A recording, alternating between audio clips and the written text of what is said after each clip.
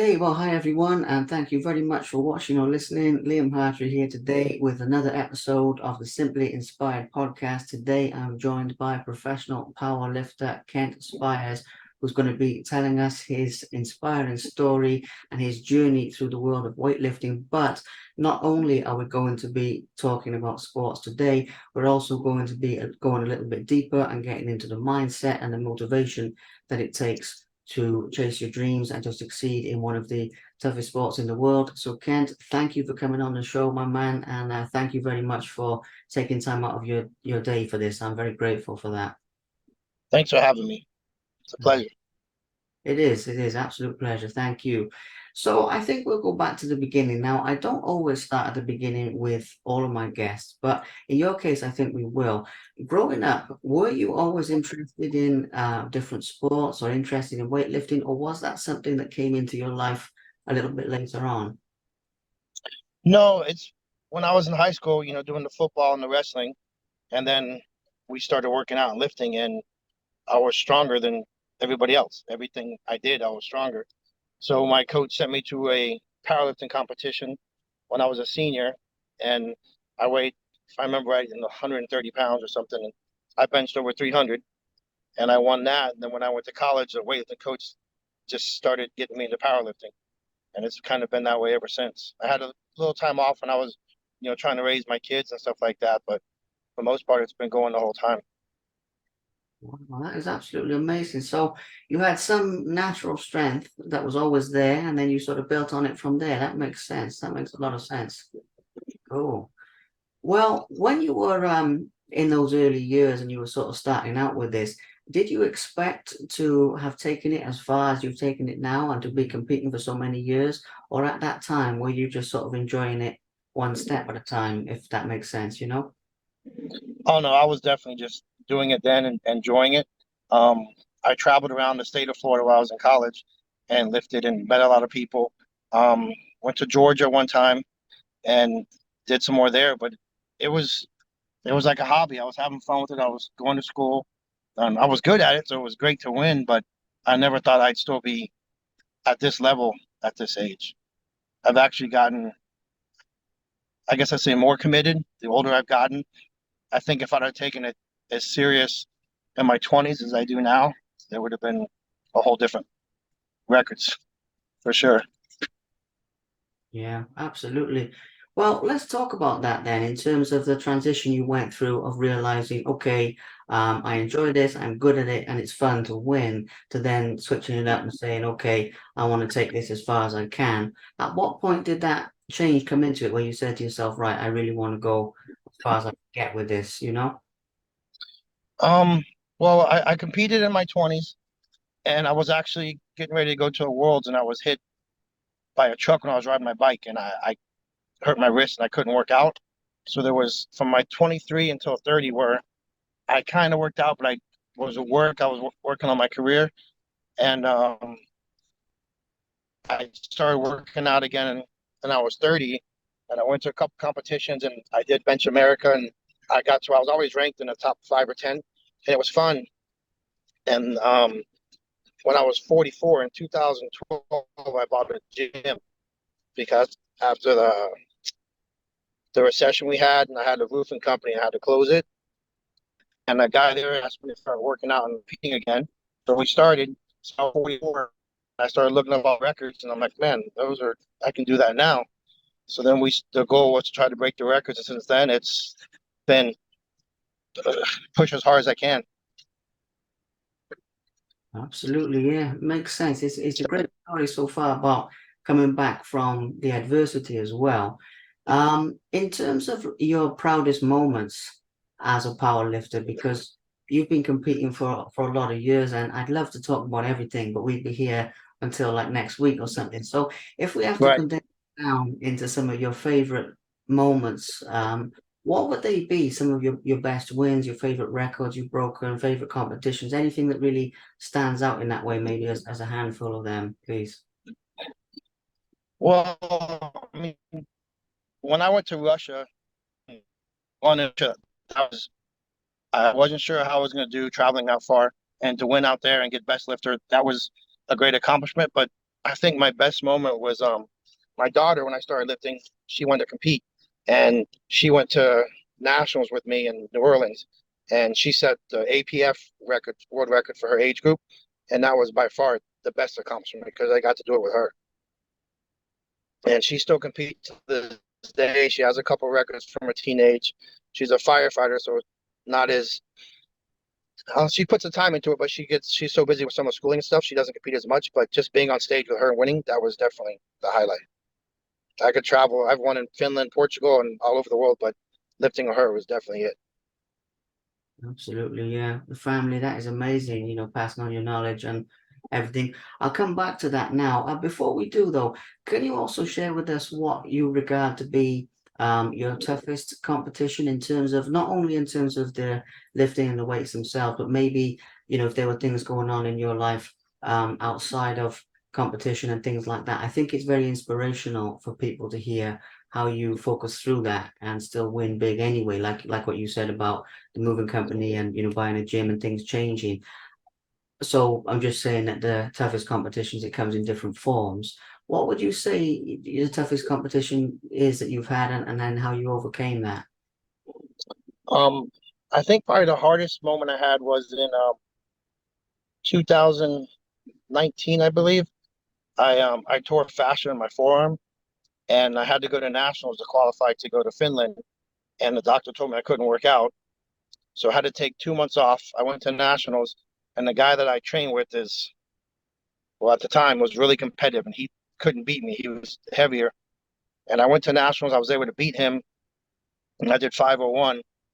And he was so upset that I beat him without working out for 2 months. But I had to take from then off until September, so 8 months no working out, and I had September and October to train, and just getting the mindset right when I came back to work out, when I was actually allowed to lift stuff again, to get in the peak shape in only 8 weeks. That took a lot of determination. It'd been easy to say, I forget it, I'll start next year. But I had 8 weeks to get to where I could go. And that was probably the hardest thing to overcome, just the mentality of touching everything when you hadn't known to work out and everything would hurt. But I overcame, I pushed through it. It was in 5 weeks, I actually caught him, passed him, and I went to Finland and was able to, I think I lifted 524 in Finland. Wow, absolutely amazing. I love that because, it shows people things don't always go to plan, but you can still win big, you can still get through it and everything. Amazing. And you mentioned about some of the countries there as well, Finland and Portugal and everything. Obviously, I'm sure it's great to compete in the States, but if you had to name somewhere that you've been through lifting that you wouldn't have been if you weren't a power lifter, if that makes sense, can you share with us like somewhere that stands out that you got to visit and you wouldn't have been there on like a regular vacation, but you have been there for lifting? Um, that would be Moscow in Russia. I Yeah. never in a million years did I think, oh, let me travel to Russia and to Moscow. And this country itself was nice, but the city was more beautiful than I ever expected. The architecture, design, it was clean. The competitors were friendly. The Iranian team were just hilarious. I became friends with some of them, and you'd be taking a picture, and they'd pop up behind you. They, hey, let me get in a picture. Just a camaraderie there. There was people from all over, but they were great. Some Russian lifter, he had to be 6'7", 6'8", 400 pounds, came and wanted to take a picture with me because we both benched the same amount of weight, and he was so big. I never would have think to take a vacation to Moscow, but I thoroughly enjoyed it. I took tours of the city, and it was a beautiful place. Absolutely amazing. Yeah, it's one of the intangible benefits. With a couple of other things there as well. You mentioned earlier about the mentality, and I think it's a good subject to touch on because people don't see the mental side, but it's so important to be mentally tough as well as physically tough. When you've got a competition coming up, what sort of mental techniques do you use to have a strong mind as well as a strong body and to be 100% in that way? I make it where I'm competing against myself every day. I get up and I have to push myself to be better than I was the day before. Um, my work schedule is kind of difficult, so I actually get up about 2:15 in the morning to get to the gym by 2:45. So just to get there that early, you have to have the drive and the discipline to do it. And if it's every day, it's me against myself every day, push harder. and try to beat what I did the day before. It's something you have to have in society. You can take an easy day, but second place takes an easy day. Absolutely, yeah, it's amazing, and it's an amazing lesson for life as well.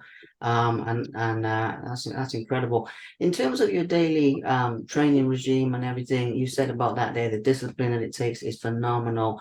Especially doing this for the amount of years that you have consistently being at a high level, consistently improving as well over that time. Can you share with us a little bit about what your training regime looks like? Maybe some of the parts you enjoy most about it? It's a big question, so I think maybe narrowing it down to some of your favorite aspects of training would be pretty cool as well.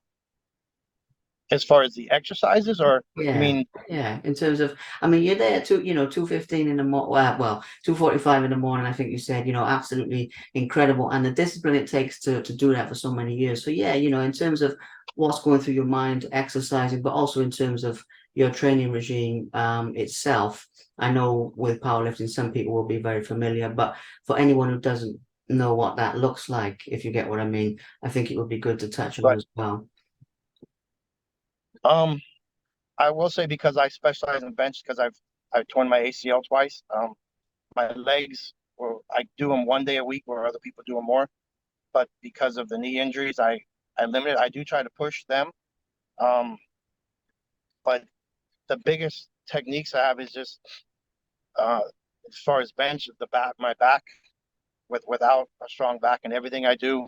Um, those 16 weeks when I'm building up to the competition is heavy, heavy regiment. The weighted pull-ups with 150 pounds, the lat pull downs. I do back twice a week, shoulders twice, chest twice, and all the accessories in between. And it's just the drive to get up and push every day. It's heavy and it's hard, but I I love it. I push myself every day. Just I'm currently ranked number one, and you kind of want to keep up there as long as you can. Absolutely, yeah. Thank you, because it's an amazing insight into, as I say, the amount of discipline it takes. And I think one other aspect of that as well, which I think will help people chasing their goals and their dreams and everything like that. Anything we do in life that we want to achieve, there's always sort of a pain barrier, as they say, in one way or another, something you have to push through. Now, with the training that you're doing, obviously there's the endorphins and there's the lift and there's the good feeling, but there is also the pain that you have to consistently push through. So when you're lifting and it's really hurting, what is your method for sort of pushing past that and keeping going? I mean, I know it's something you do every day, but I think it will be interesting for people to hear about, you know? Well, it might sound wrong. It's just, I just say you either do it or you're a pussy. It's your choice. Do you want to fail out now, or do you want to keep pushing? And you get to this little, I personally get this angry face, and you're in that anger when you're going to lift. There's no backing down. There's no taking it. It hurts. Training, reform, also, and something like I said, the fashion reform. But there's a difference between being injured and having just the pain of everyday workouts. And if you want to get through it, you have to push hard. There's no,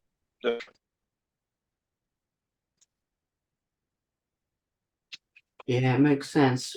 Makes a lot of sense. And again, I mean, I know it's something you do every day, but it's something that I think people will find interesting. Can you share with us a little bit about your future plans? Because I know your kids are also talented in sports as well. So we need to give that a mention for like their plans in the future, but also your plans in the future as a power lifter. What are you sort of aiming for from this point forward? you hear me? Yeah, I got you. It froze up a minute there. Can you hear me? Yes. Yeah, I got you. Yeah, it froze up. I was just saying about your future plans and everything, champ. Not just for yourself, but for your kids as well. But basically what you're aiming for from this point forward as a power lifter and what's inspiring you for the future, basically, you know? Honestly, right now I have most benched in the 90 kilo class over 45 over 50 and a 220 over 50. Um, I want to make those records higher before I turn 55. I want to do the 220 as well. And then like you said, it gives me motivation to go every day. So I think as long as I'm capable of doing it, I'm going to try to break more records, um, be ranked as high as I can. And it's a drive. I just want to keep going at it. As long as I'm healthy and able to do it, I'll do it. I've met guys in their 80s that are still competing, and they love it. They said it gives them something to focus on and something to for. And as long as I'm able to do it, especially at my age, I entered the open divisions, and like there was a guy this last competition, he's 30. He's like, "How are you lifting that much and 52 years old?"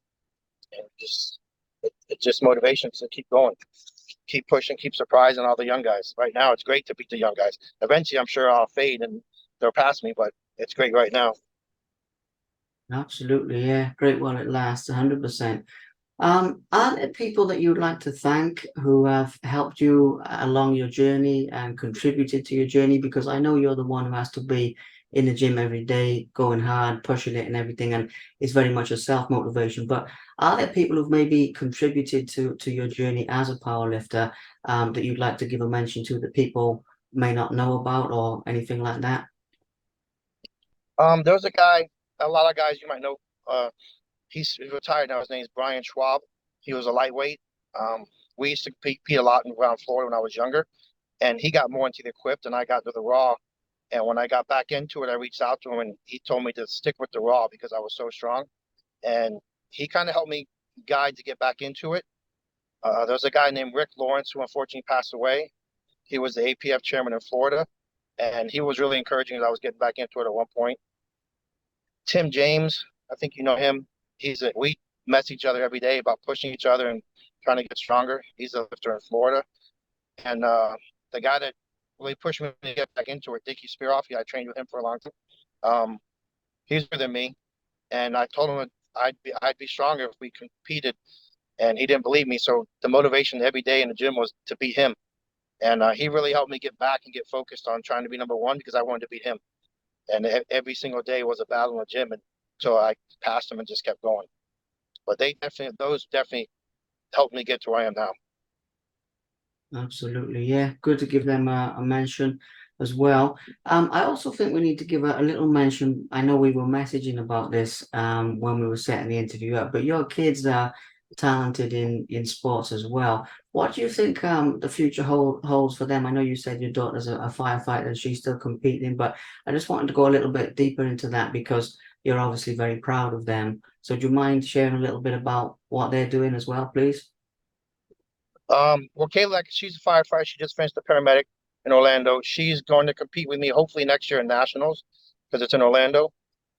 She wants to continue, but she's also trying to get her nursing now, so she'll have to balance everything out. My son's currently at Florida State University, the Seminoles. He works out. He's strong. He is intelligent beyond words. He's in a whole nother level. Um, I don't know what his future holds because he is so smart. It's scary to wonder what he's going to do. He competed with me a couple times. He just gets kind of nervous sometimes, he said, and a couple times he didn't get the commands correct, so he just prefers to work out and do his thing in the gym. But he's pursuing everything academically, and I I don't think I could even describe how far he's going to go because he's so intelligent, and just the stuff he does now is amazing. Absolutely. Well, the future is very bright for both of them. So it's really good to give that a mention. I know it's obviously something that matters a lot to you. Family matters a lot to you. So I wanted to give that a mention. We've talked about some good things. Do you have any final words of advice for people who want to chase their dreams and goals in life, want to achieve something big in any life area now, not just in lifting, but like we're talking about here, in business, in academics, in any type of thing, maybe one or two little tips you could give people in terms of motivation, having achieved everything you've achieved? I think you just set your goals as high as you can possibly set them. So if you don't quite reach them, you're still higher than everybody else. And if you want to find a way to do it, you'll do it. You can make excuses, they're easy. But if your goal is to be the top of your class at your school, then focus and get everything you can to get that, to get the top of your class, whatever career you're in. Then you're gonna have to put the work in. But if you're willing to put the work and set the expectations, then you'll get there. If you want to settle for being right in the middle of the pack, then that's where you're going to get. You're only going to go as far as you're willing to push yourself, and that's every day. It's not motivation. Motivation lasts for a day or two. Like you said, it's discipline. You get up every day with the same discipline and same mentality to push, and you'll get there. It's not an easy road. It's not like a straight line. There's a lot of turns, but you just keep pushing and you'll get there. Absolutely, yeah. Great advice for people in any life area. And pretty much the last thing, if people do want to reach out to you and ask you for some advice on if it's specifically on lifting or if it's on like what we were just talking about now, goal setting and chasing your dreams and goals in general, what's the best way that people can find you and sort of ask those type of questions and everything? They can message me on Facebook. It's Kent Spires. Instagram is KSpires600. Um, However they want to message me, and I'll reach back to them and talk to them. I have people contact me frequently, ask them just about working out and questions. I try to help them. It's hard sometimes when you can't see somebody work out, but I've come up with guides to help people get stronger and work for certain competitions, and they seem to work out. I'm more than happy to help people. Absolutely, yeah. It's a great way of you passing on some of your knowledge and everything like that as well. I suppose actually one other thing before we wrap this up, you mentioned about your own gym and everything earlier on. So I guess we need to give that a quick plug as well. If people are coming to Florida, can they come and train with you and work out with you or anything if anyone's sort of in the area or that type of thing? They can. COVID unfortunately shut the gym I had called Power World down with all the closures. By the time we came back up, the landlord sold all the buildings. We have a warehouse now. It's pretty much a powerlifting gym. There's about 20 of us. We split the cost of the warehouse. It's one-on-one. It's a hardcore environment. There's no pretty boys. There's no people sitting on their phones. It's hardcore warehouse. No air condition, but we get it done. They can message me and I can meet them there. We can work out. That's not a problem. Absolutely, yeah. Great to give that a mention because it's something I got a lot of respect for about yourself, is as well as everything you've achieved, you're taking that time to pass on the knowledge and pass on everything that you've learned and that type of thing. I think that's absolutely amazing. Well, thank you very much for your time today. We've talked about some good highlights. We've talked about a nice mix of, some stories from lifting, but also we've gone deeper into the discipline and everything that it takes to achieve your goals. So I'm very grateful for your time, especially as you're doing this on the way somewhere and sort of squeezing it in. So thank you very much for your time, man. I appreciate that. No, thank you. Thank you for the opportunity.